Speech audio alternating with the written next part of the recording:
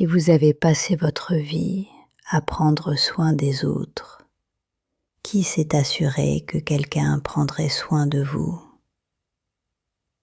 Mon mari David est mort un mardi de mars il y a 12 ans. Au premier anniversaire exact de ce mardi, j'ai appelé notre notaire pour lui demander de commencer à rédiger les modifications au testament que j'avais laissé intact depuis l'enterrement. J'avais gardé le testament de David et moi comme il était le jour de sa mort, comme si c'était un mausolée, une chose qui ne devait pas être touchée. La conversation avec le notaire a été brève et professionnelle. Il m'a posé des questions procédurales. J'ai répondu de façon procédurale. Nous avons parlé d'héritage, de bénéficiaires, de distribution.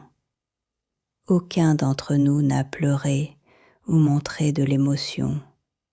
C'était une conversation d'affaires. Mais dans la voiture, en rentrant chez moi ce mardi de mars, je suis restée assise au volant avant de démarrer. Et j'ai compris que ce que je faisais n'était pas que des formalités juridiques. C'était autre chose. J'organisais ma propre continuité. Je m'occupais de l'après, pour moi, pour la première fois. Pour presque la première fois, je pensais à moi seule. Je m'appelle Monique Roux, j'ai 67 ans. Je suis médecin généraliste à la retraite. 34 ans d'exercice à Nantes.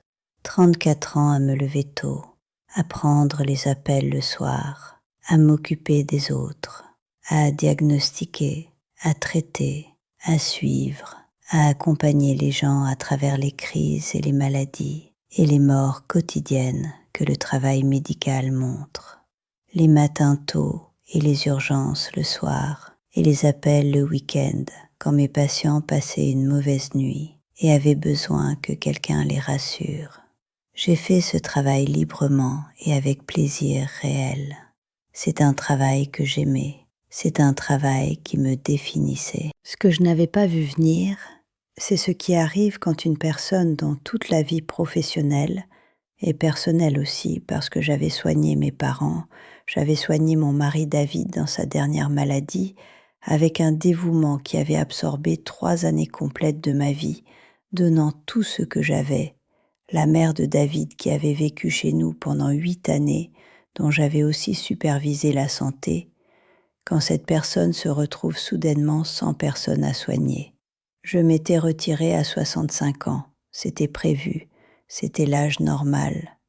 David était mort 3 ans avant ma retraite, après 3 ans de soins constants, de nuits sans sommeil, où je me levais pour vérifier qu'il respirait encore, de sa présence qui envahissait tout mon espace mental. Et je pensais que la retraite serait un soulagement, que ce serait enfin du temps pour moi, que ce serait du repos. Je rêvais de sommeil continu. Les premières années après la retraite et après la mort de David avaient été un désert d'identité. Ce n'était pas une dépression clinique. Je suis médecin, je sais distinguer.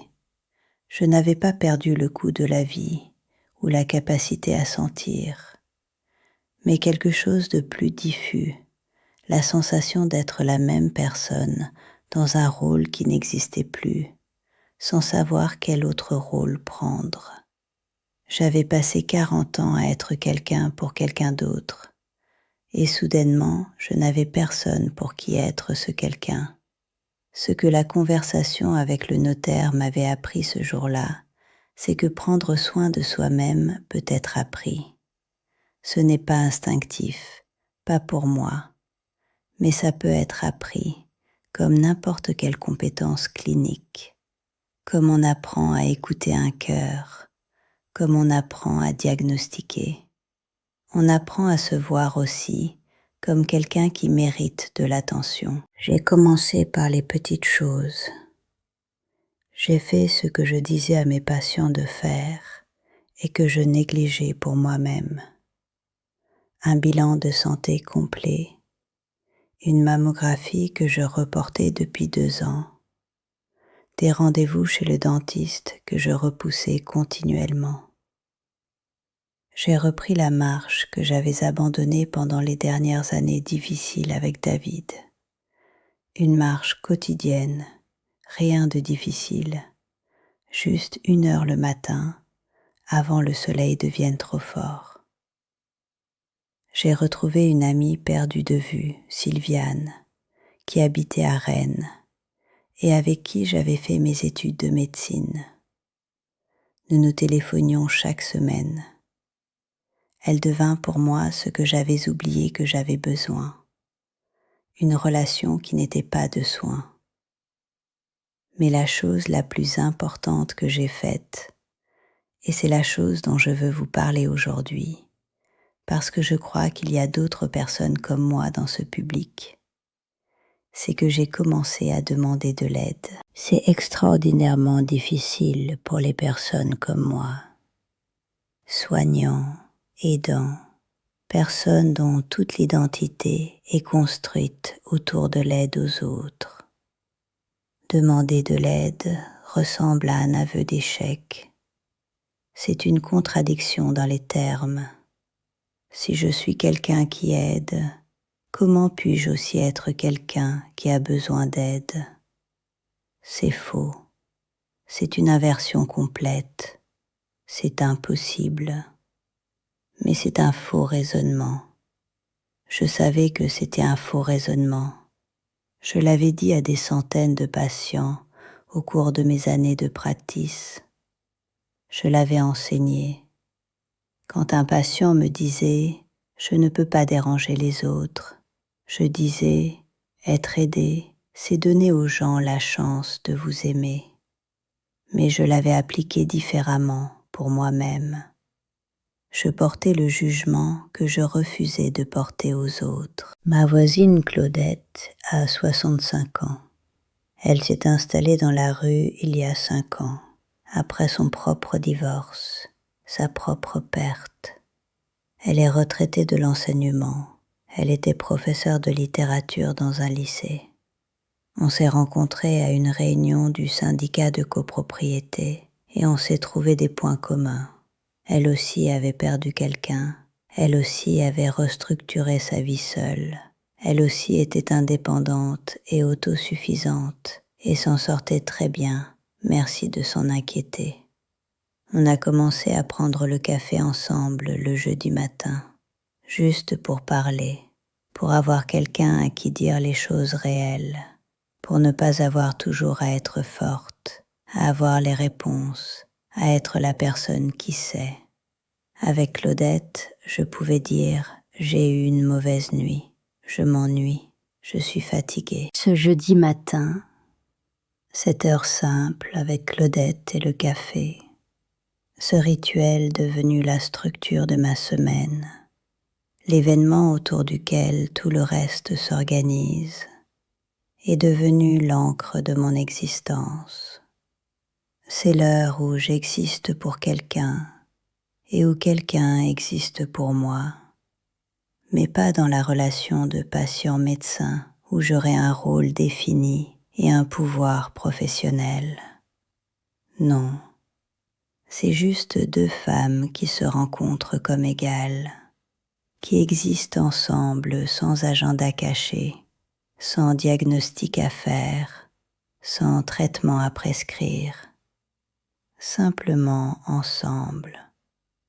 Je vous parle de ça parce que je sais qu'il y a des personnes dans ce public qui reconnaissent ce dont je parle. Les soignants, les aidants, les personnes dont toute la vie a été orientée vers le soin des autres, qui ont construit leur identité autour de ça et qui n'ont jamais ou rarement créé les conditions de recevoir à leur tour. On m'a enseigné à la faculté de médecine que pour aider quelqu'un, il faut de la distance, de l'objectivité, de la séparation entre soi et l'autre. On m'a appris que si je me laissais devenir trop impliquée émotionnellement, je ne pourrais pas être un bon médecin. Ce n'était pas faux. Il y a une sagesse à cette distance clinique. Mais ce qui n'était pas dit, c'est ce qui arrive quand on applique cette distance clinique à sa propre vie, quand on devient un objet d'une distance permanente. Ce n'est pas de l'égoïsme de prendre soin de soi. Je le savais en théorie, je l'enseignais. Maintenant, je le sais en pratique. Et la pratique, c'est un jeudi matin avec Claudette et le café. C'est une heure où quelqu'un demande comment j'ai dormi et écoute la réponse.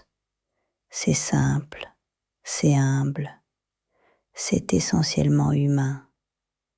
Et c'est peut-être la chose la plus importante que j'ai jamais fait.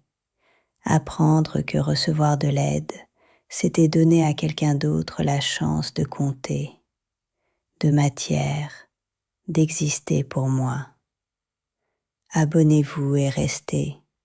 Laissez un commentaire si vous vous reconnaissez dans ce que j'ai décrit, ou si vous avez quelqu'un dans votre vie, un parent, un ami, un professionnel de santé, qui s'occupe de tout le monde sauf de lui-même. Il y a peut-être quelque chose que vous pouvez faire. Vous pouvez inviter cette personne à un café. Vous pouvez demander comment elle va vraiment. Vous pouvez lui donner la chance de ne pas être seule. Je m'appelle Monique Roux. J'ai 67 ans. Le jeudi matin, j'ai rendez-vous avec Claudette. C'est la chose la plus simple que j'ai faite pour moi depuis longtemps. Et c'est aussi la plus importante, parce que c'est où j'ai appris que je comptais aussi.